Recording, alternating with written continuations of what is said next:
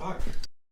Hey everyone, showing you my podcast studio. This is where I do the little microphone talkie thing. You can see the camera right there. I put my laptop right here. I'm Ryan O'Hara, CEO and founder of Pitchfire. This podcast is Take Me Off Your List, where we talk to some of our favorite people in go-to-market and B2B about things like marketing, sales, RevOps, business, startups. Go down the list. We want to go tackle cool things in the B2B space and dissect and enter their mind. Okay, we're probably not going to do that stuff, but I just wanted to show you my setup and jump in. Pitchfire is a free community where you can get paid to get pitched. So anytime that someone's trying to sell to you, instead of answering them, you can send them the Pitchfire and they have to pay you to respond to them. It's super simple. You can make an account for free. Let's dive into our guest. Hello everyone, Ryan O'Hara here, doing my dynamic, cool microphone voice. Believe it or not, I just had a peanut butter and jelly sandwich, which is what started this call with me and Jason decided we should talk. Everyone say hi to Jason Hanson, Sales Director at Wrapify. What's up, Jason?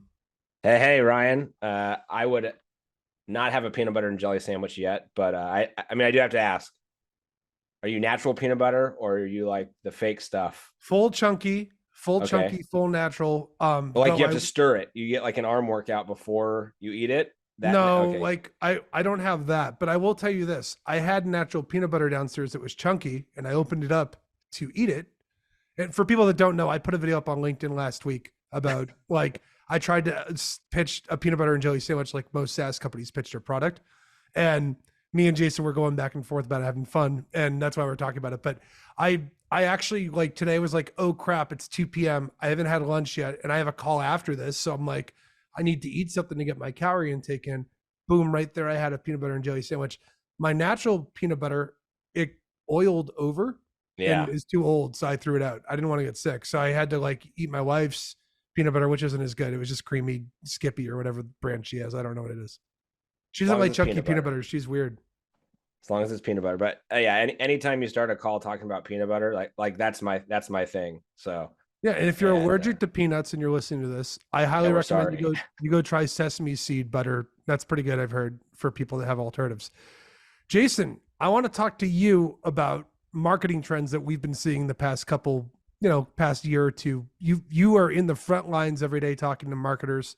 Tell people about what Wrapify is if they don't know. Yeah, we have the privilege. I love that we sell to marketers. So we sell to marketers. We are a tool that they use to get attention and then measure that attention. How we do it, I won't go into all the details, but we accomplish this by putting ads on rideshare cars. So there's a lot behind it, but really it's the job of the marketer to get people's attention, and we are one way to do that. And then on the flip side, I think what we're going to talk about today, my job is to first get marketers' attention and for them to think about Wrapify or how to use out of home. But it's getting a lot harder. I will tell you that the old ways of even crafting the perfect, most unique, tailored email, LinkedIn, InMail, cold call, trying to make it warm, like I don't know, they're getting immune to it. So I'm looking for unique ways to get their attention because there's so many messages out there. Yeah. So a little crazy thing that I've heard, this is the hard part. I heard something that it can take a buyer 14 to 24 impressions before they'll do something with your brand, which is crazy. What that means is you need to be doing stuff with quantity over and over and over again. I think that what you guys do is really cool and unique because like it can take a smaller company like Pitchfire and I could literally get everybody in Boston knowing about us like pretty quickly if I wanted to deploy something. And I think you guys are doing like a really cool idea about like shifting and getting advertising in front of people. When you do pitching today, how much air coverage do you get from marketing? Like, do you guys do stuff where like marketing's doing activities while you're reaching out to clients you're trying to close and get into?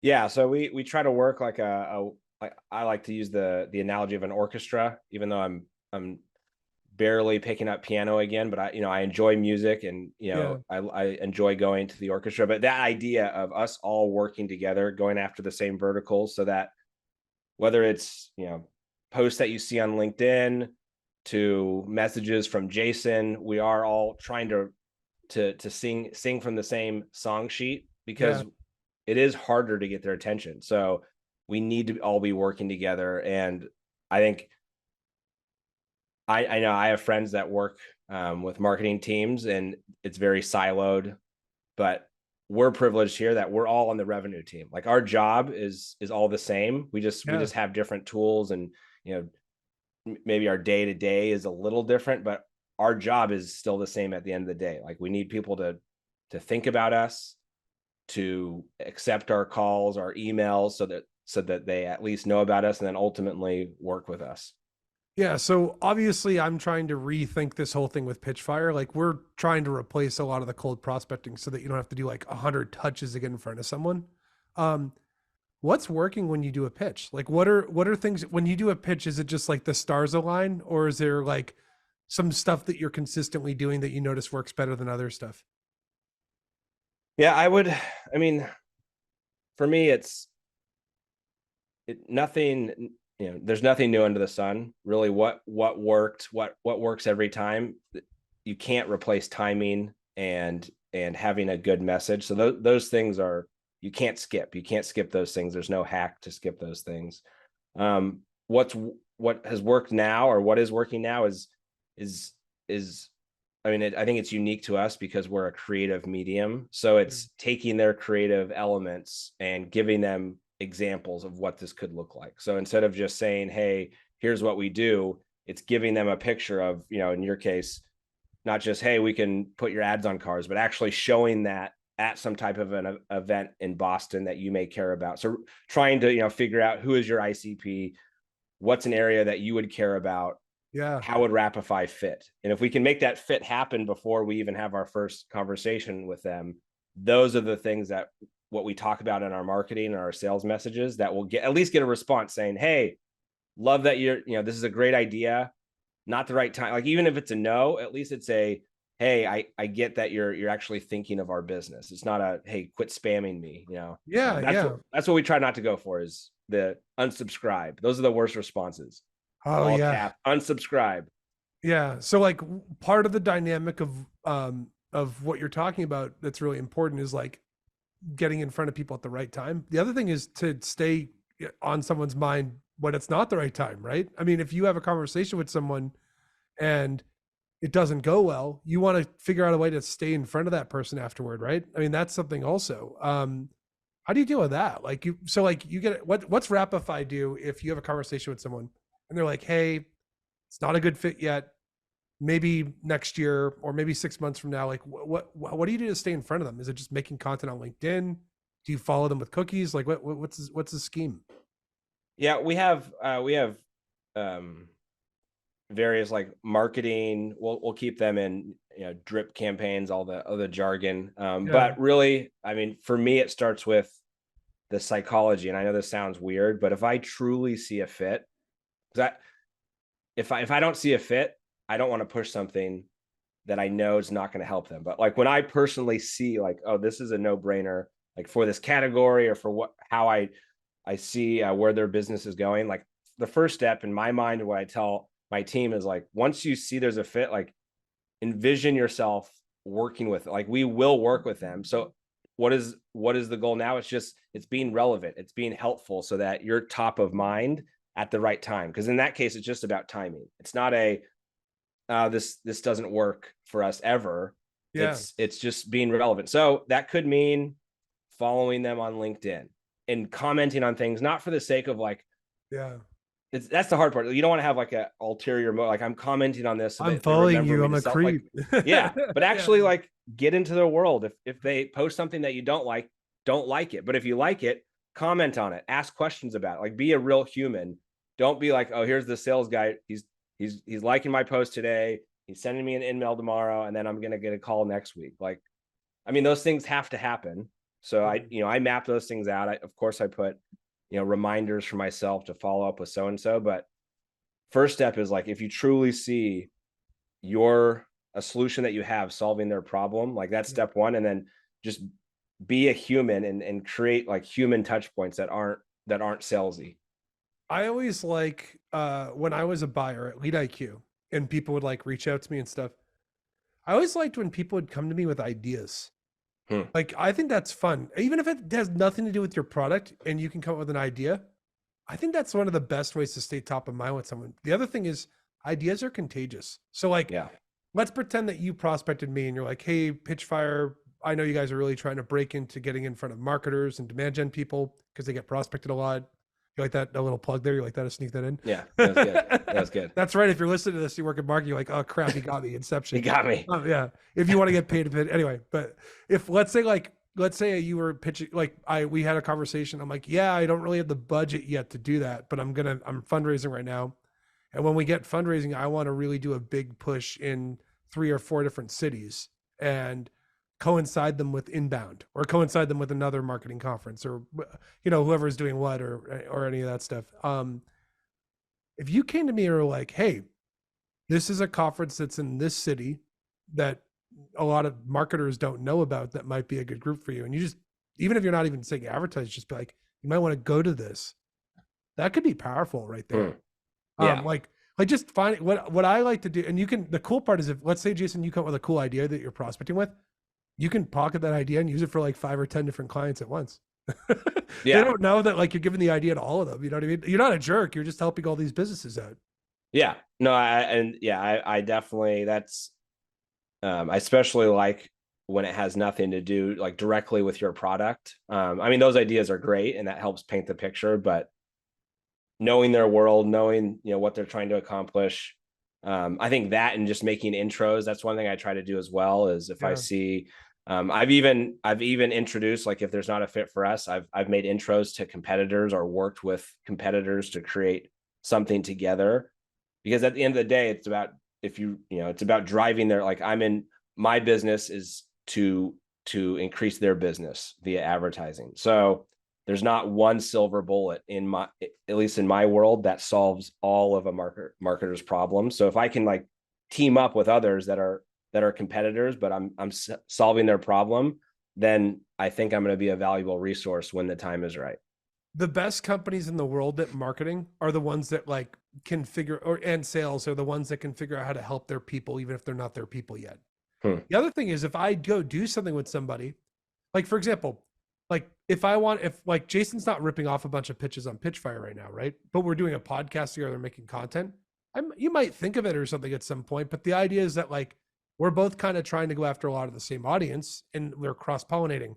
I might go give that tip to like 20 marketers and be like, hey, go find some people to cross-pollinate with and make content with them to get into news feeds with people. Like you can do that magic and share an idea. Another one that I remember at Lead IQ, I used to tell SDRs and BDRs like, hey, when you see your target audience is posting job postings out, grab the link and say, hey, I'm going to go put this out on my LinkedIn this week, and I'll give the link to people and help them recruit and get people. That's like something every salesperson at a company can give you insight, intros, and relationships to customers.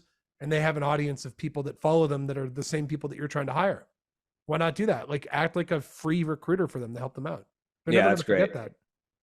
Also, if someone's connected with you, Jason, and they come in, they're totally going to like remember you and bring you in too. Yeah, they need to, or I'll remember them. Yeah, that's right. I got you that job.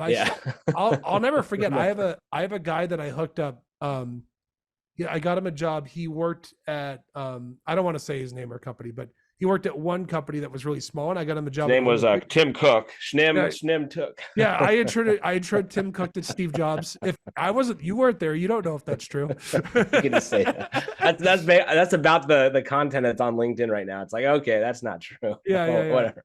Anyway, sorry, I didn't mean to. No, I'm just saying, like, if you do that introduction to someone, they'll be a customer for life. What were you going to say before that? Because I interrupted you a little bit. No, I was going to turn the table a little bit to get, because I've followed your call it ethos, or how you prospect and create content. Like that's something I've wanted to emulate. I know James, my boss, he loves it. Everything. I think you've started waves on LinkedIn to think differently. But one thing I'm seeing now, maybe it's not just now, it's just because more people are posting, but so much of the advice on LinkedIn, which makes sense because most of the people on LinkedIn are sellers, but it's like how to sell to sellers. And it's a different game. Like when you're in the game of selling, you respect the hustle. Like I answer cold calls and I'll tell them, hey man, I know what you're doing here. I respect it. I'm going to hear you out. Like it's different when you're selling to different verticals. I'm not saying it's harder. I'm sure there's challenges for each, but I think that's one thing that's missing And where I'm like hungry for advice is like, what is working now selling to marketers? Because Yeah. I know like our marketing team gets hundreds of messages a day from Yeah. calling, spamming their phone, their cell phone. Even though we see things on LinkedIn, it's like, no, if you're not calling their cell phone, you're a loser salesperson. But then you talk to marketers, are like, if you call my cell phone, I will never work with you. So like, who do I listen to? So I don't know, like what resources, like where Yeah. do you go? Because I Yeah. know So you're trying to work with marketers yeah, I now. don't, I don't know everything, but I'll tell you from my experience. What I noticed is there's kind of different things. All right. So like, I'll go through perspective. If I'm targeting marketers, what do marketers care about besides what first thing we all need to get over is that not everyone you prospect cares about where they work. That's one thing that's big. So a universal thing that I noticed works is finding common ground with the person on an individual basis. I mean, I read a study that the average person will stay at a job for 18 months right now. That's the average number. You start doing the math out. People have probably heard this 100 times, but like you start Yeah, doing the math that's out, they're true. basically checked out for the last 6 months of their job. If you prospect someone just about what they do at their job or how it can help their company, the downside of that is that 1 in 3 people you're prospecting aren't going to be at that company in 6 months. So you're wasting a touch on them. That's look at open rates already, right? What's a good open rate on a cold email might be 30 or 40% these days. And 1 in 3 of the cold emails you send might not ever reach that prospect. You start doing the law of averages and you're cutting down 1 in 3 of those people are not going to be there. 1 in 3 aren't going to get there. We're talking 1 in 9 people that you try and match up relative messaging Yeah. with will never actually hit home with that person, right? Yeah. So like what I recommend, I noticed a couple things in trends with 3 categories that I have experience in. With marketers, if you make stuff that's mostly about the brand they work for and it's fun and cool, they'll go share it and do stuff. So like I'll give you an example. At Lead IQ, we were selling to Zoom, and Zoom has like a huge SDR function. Huge. They have RevOps, they have all this stuff, right? Part of the decision making that we had to touch was marketing. We didn't have anyone in front of marketing. And I wanted to do something that would go viral inside Zoom. So we made a commercial for them that was like a 90s commercial that was about Zoom, and I made a jingle. Like that was really terrible. Oh, Like I that's did so a terrible awesome. job singing. Like it was like Zoom. The video's on my LinkedIn somewhere.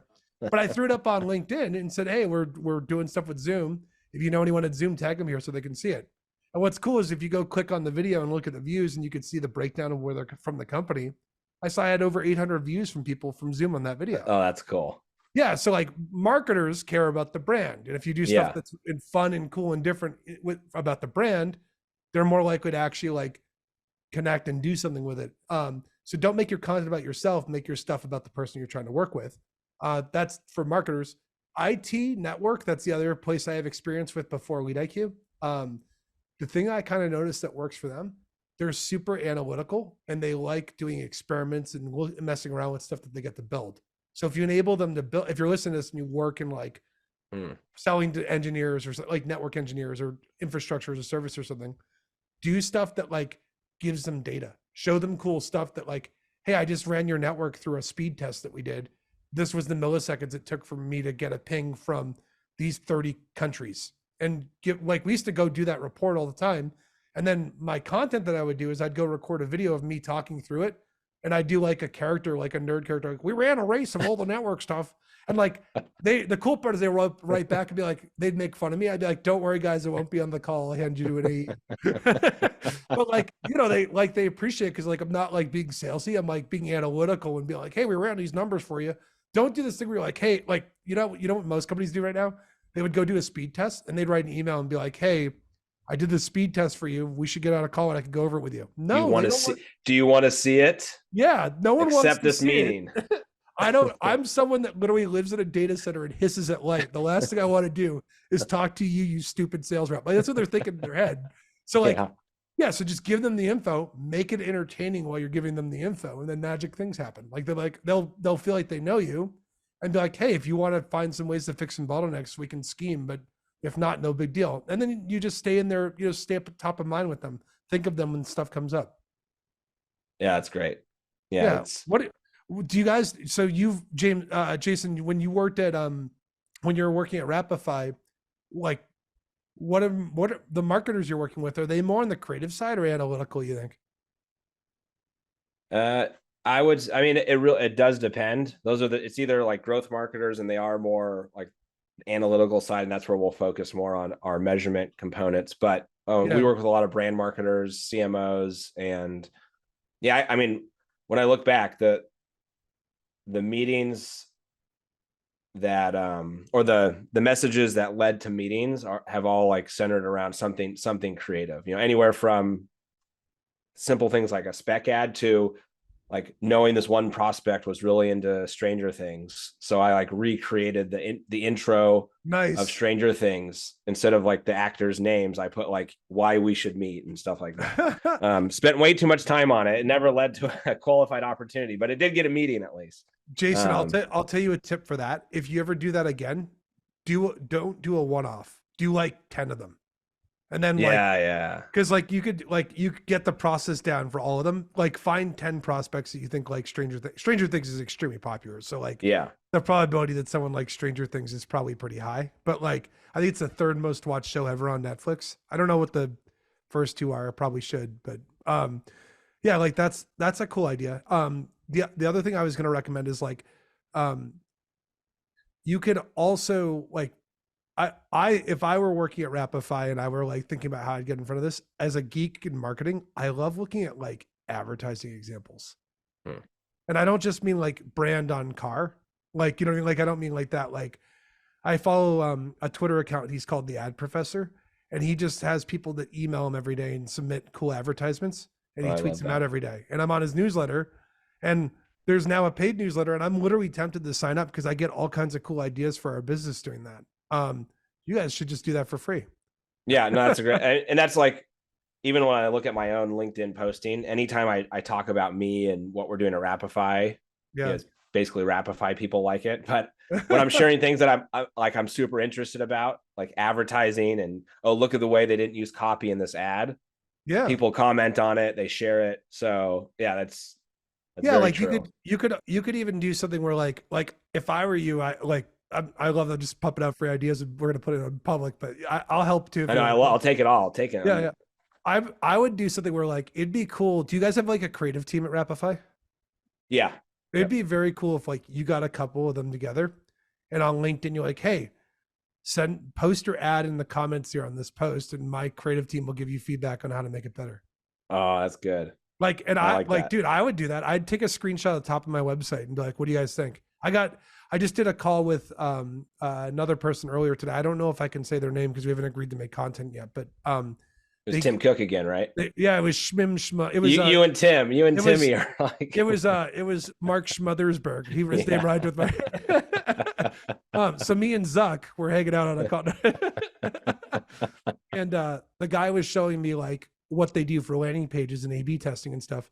And he showed me a test they did with like a company where like they had a button and then they had a email form with a button right next to it for submitting. And the conversion was up 43% when you had an email form with a button. Wow. And I'm like, what? I would think that would look Yeah, I would think bad. the opposite. Yeah, me too. And apparently, like, he's like, we did this over and over again with clients. This is what we keep seeing. And I'm just like, if I end up making content with him, I'll reference back to this podcast or whatever we're doing here. I haven't figured out what I'm doing with my content yet. I'm just gonna probably throw it up. But like, You're I like, was this was blown. being the trash. Yeah, no, I'll throw it out. It'll probably be clipped or something. But I was playing around with the idea, and I'm like, holy crap! Like that's a really good nugget. We should make content about that. When he shared that with me, you guys have so many cool stories. I bet of like success stories of someone doing something and like I can I give you an example. I never would have thought of using Wrapify for an event. That's Yeah. genius. Yeah. Like, Or like how we thought our biggest vertical would be CPG, or, the typical, big time out of home advertisers. But for the longest time and still running, like B2B is our largest and strongest vertical. And yeah, I mean, it made sense for like conquesting competitor events or AWS, but the primary use case is account-based marketing, which is kind of crazy to think.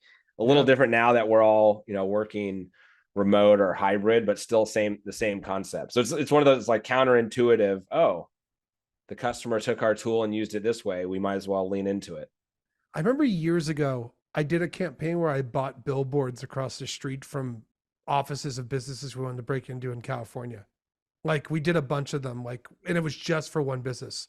So Did the it work? copy, we got one. We did like 9 companies, I think, and we got one out of it, which paid for the campaign, but it barely broke even. Yeah. I think on a larger scale, if we had picked bigger companies, we probably would have made even more money on it. Yeah. So it's about scaling it and picking the right target. But Jason, this has been really cool. I don't want to make this thing slog on much longer and have people hate us. Where can people find the Jason Hanson? You're the 4th Hanson brother. Yeah. I'm the 4th rejected Hanson brother. I couldn't sing. You'll find me on LinkedIn telling too many dad jokes and some cringe-worthy LinkedIn posts, but follow me there, or Twitter. Is LinkedIn, you can find him on, it's like /Hanson Jason, which is kind of cool. Yeah. This little widget Yeah, here. that's it. Hanson Jason. Then on Twitter, it's Jason the Hanson. Harkening back to my Viking heritage, Yeah, cool. So my family history has Johansson as a last name. Okay. I got some Viking in me a little bit. Yeah, I'm sure we're cousins down the line. I don't get to talk about it too much. People don't want to hear about it. But that's cool. Yeah, definitely go check out what Wrapify is doing if you're looking for some new channels to do some stuff. Obviously, if you're listening to this and you're interested, we're letting people get paid to get pitched. You can send all your prospecting to us. And then people can choose if they'd like to. If they really want your business, they can offer to pay you to respond to their prospecting. Just go to pitchfire.com, make an account today. By the time this comes out, we might even have our Outlook integration out. But if you use Gmail, you can use it right now. Jason, thank you so much for being on. I appreciate it. Thanks, Ryan. Have a good one.